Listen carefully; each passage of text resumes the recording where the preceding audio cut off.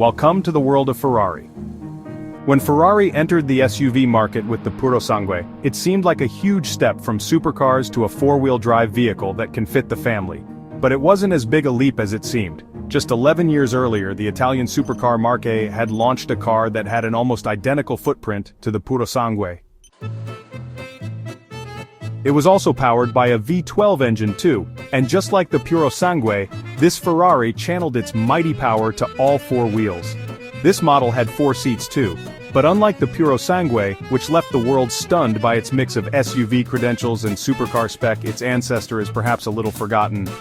That's not because there's anything wrong with it, it's an awesome car. It just hid its talents in a more discreet package. A sleeper Ferrari? Okay, not quite, but this model is certainly extremely cool, in an understated way, and it's also a bit of a bargain these days. Anyone out there with a stack of change, 2 children, and a need to not be photographed at every stoplight, we have the Ferrari for you. The FF, standing for Ferrari 4, is a Swiss Army knife of a car. Part rally car, part family car, very large, part supercar, it is hard to define. We all adore a mid-engine Ferrari, but there comes a point where we might want something a bit more subtle. That time normally corresponds with having children, and this was one segment that Ferrari aimed to fill in 2011. The FF is a 4-seater supercar that makes you question exactly what a supercar is. Ferrari calls it a GT sports car, but anything that has 650 horsepower at a bonkers 8,000 RPM and 504 pound-feet of torque from a 6.3-liter V12 under the hood is generally seen as a guaranteed entry into the world of supercars. The styling of the FF is the work of Pininfarina, the design firm behind many beautiful cars. It is what one might affectionately call a bread van, with the roofline continuing all the way to the back before squaring off. This is so the FF can seat 4 in comfort but adds intrigue to the shape and makes it, well, different and special, while being unmistakably Ferrari. The look is made up of sculpted features and understated forms, with subtle overhangs that make it look compact.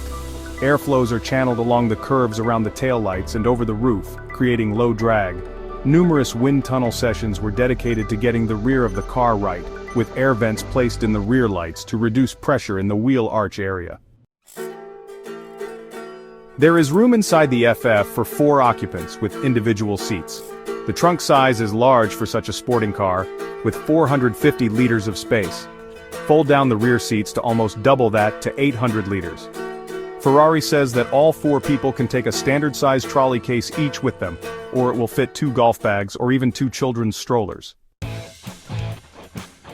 Practicality is not normally one of the headline selling points of a supercar, but with the FF it is right up there. Oh, and by the way, the FF will hit 60 miles per hour in 3.7 seconds, and has a top speed of 208 miles per hour. Not bad for a family Ferrari. The Ferrari FF cost nearly $300,000 new, so it may be something of a surprise that this car is a bit of a bargain now. When we say bargain, don't expect to be swapping that Hyundai Tucson for one. Thank you for watching and kindly subscribe. Peace, car lovers.